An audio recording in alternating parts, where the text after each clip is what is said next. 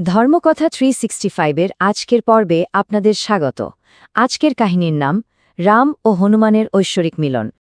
রামায়ণের গল্পে এমন কিছু মুহূর্ত আছে যা পুরো কাহিনীর মোড় ঘুরিয়ে দেয়। আর আজ আমরা ঠিক তেমনই একটা ঐতিহাসিক মুহূর্তের কথা বলবো, যখন রামায়ণের দুই প্রধান চরিত্র রাম আর হনুমান প্রথমবার একে অপরের মুখোমুখি হচ্ছেন। তো গল্পটা শুরু হচ্ছে ঠিক সেইখান থেকে, যখন রাম আর লক্ষ্মণ তাদের পরম ভক্ত শবরীর দেখানো পথে এগিয়ে চলেছেন। সীতাকে হারিয়ে তারা তখন শোকে কাতর, কিন্তু সাহায্যের একটা ক্ষীণ আশা নিয়ে এক নতুন রাজ্যে প্রবেশ করছেন। তারা এসে পৌঁছালেন কিষ্কিন্ধা নামের এক বিশাল রাজ্যে। ভাবুন একবার, চারিদিকে আকাশ ছোঁয়া পাহাড়, মনে হচ্ছে যেন মেঘের সঙ্গে কথা বলছে। আর তাকে ঘিরে রেখেছে এমন এক ঘন প্রাচীন জঙ্গল যার রহস্য যে কাউকেই মুগ্ধ করে দেবে। কিন্তু রাজকুমাররা একদমই জানতেন না যে এই রহস্যময় জঙ্গলে তারা একা নন। গাছের আড়াল থেকে কেউ যেন তাদের প্রতিটা পদক্ষেপের ওপর কড়া নজর রাখছিল। তো প্রশ্ন হল, কারা ছিল এই সতর্ক চোখ, আর কেনই বা তারা এই দুই ভাইকে এত ভয় পাচ্ছিল?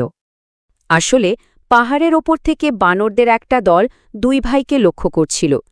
তাদের নির্বাসিত রাজা সুগ্রীবের মনে তখন রাজ্যের চিন্তা। তার ভাই বালি তার রাজ্য কেড়ে নিয়েছিল, তাই তার কেবলই মনে হচ্ছিল এই দুই শক্তিশালী যোদ্ধা কি তবে বালির পাঠানো কোনো চর? আর এখানেই আমরা দুই প্রধান চরিত্রের মধ্যে একটা দারুণ পার্থক্য দেখতে পাই। একদিকে রাজা সুগ্রীব ভয়ে আর চিন্তায় একেবারে অস্থির, আর অন্যদিকে তার সবচেয়ে বিশ্বস্ত সঙ্গী হনুমান, যিনি একদম শান্ত, জ্ঞানী আর কর্তব্যে অবিচল।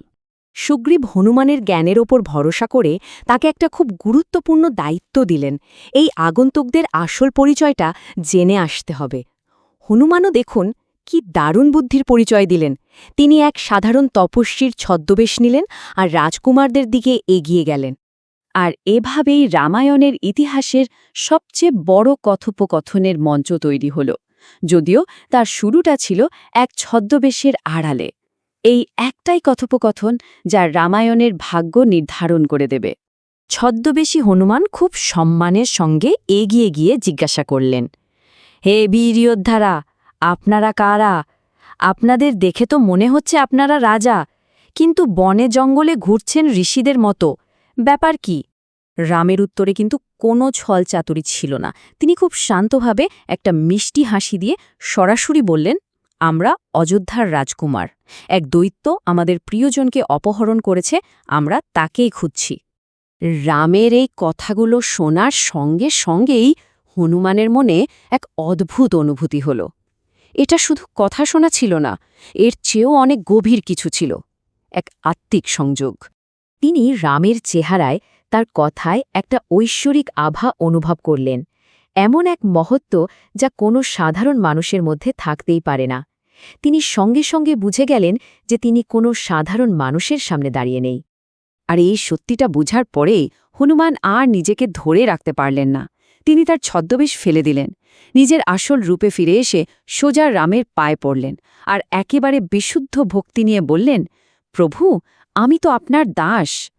ব্যাস, ওই এক মুহূর্তেই তাদের মধ্যে এক দৈব বন্ধন তৈরি হয়ে গেল। এটা শুধু একটা দেখা করা ছিল না, এটা ছিল ভাগ্যের লিখন যা রামায়ণের গতিপথকে চিরদিনের জন্য বদলে দিল। এই ঐশ্বরিক মিলনের পরেই দেখুন দুজনের জন্যই এক নতুন পথের দরজা খুলে গেল। চলুন দেখি সেই পথ তাদের কোথায় নিয়ে যায়। হনুমান তখন রামকে সবটা খুলে বললেন যে তার রাজার সুগ্রীবও ঠিক রামের মতনই সমস্যায় আছেন। তার ভাই তাকে তাড়িয়ে দিয়েছেন। তাই তিনি রামকে একটা বন্ধুত্বের প্রস্তাব দিলেন। বললেন, আপনি যদি সুগ্রীবকে সাহায্য করেন তবে সুগ্রীবও তার বিশাল বানর সেনা দিয়ে সীতাকে খুঁজতে সাহায্য করবে। রামও তখন বুঝতে পারলেন যে এই সাক্ষাৎ কোনো হঠাৎ ঘটে যাওয়া ঘটনা নয়। সীতাকে খোঁজার এই কঠিন পথে হনুমানের সঙ্গে দেখা হওয়াটা আসলে ঈশ্বরের ইচ্ছা ছিল। আর এই ঘটনায় আমাদের কাহিনীর এক নতুন অধ্যায়ের দরজা খুলে দেয়, কিন্তু সঙ্গে কিছু প্রশ্নও রেখে যায়। রাম আর সুগ্রীবের মধ্যে কি সত্যি বন্ধুত্ব হবে? আর এই বন্ধুত্ব কি সীতাকে রাবণের হাত থেকে বাঁচানোর জন্য যথেষ্ট হবে? ধর্মকথা ৩৬৫তে প্রতিদিন শুনুন রামায়ণের এক নতুন অধ্যায়। মানব জীবনে ধর্ম, ন্যায়, ভালোবাসা ও ত্যাগের মহাকাব্য রামায়ণ এখন শুনুন এক নতুন ধারায়। ধর্মকথা ৩৬৫ আপনাদের নিয়ে যাবে এক অনন্য যাত্রায়, যেখানে প্রতিদিন একটি করে নতুন পর্বে উন্মোচিত হবে এই অমর কাহিনীর রহস্য ও মহিমা। চলুন একসাথে শুরু করি এই পবিত্র যাত্রা, রাম, সীতা, লক্ষ্মণ ও হনুমানের চিরন্তন কাহিনীর পথে। প্রতিদিন নতুন পর্ব শুনতে ধর্মকথা ৩৬৫ চ্যানেলটি সাবস্ক্রাইব করে আমাদের সঙ্গে থাকুন।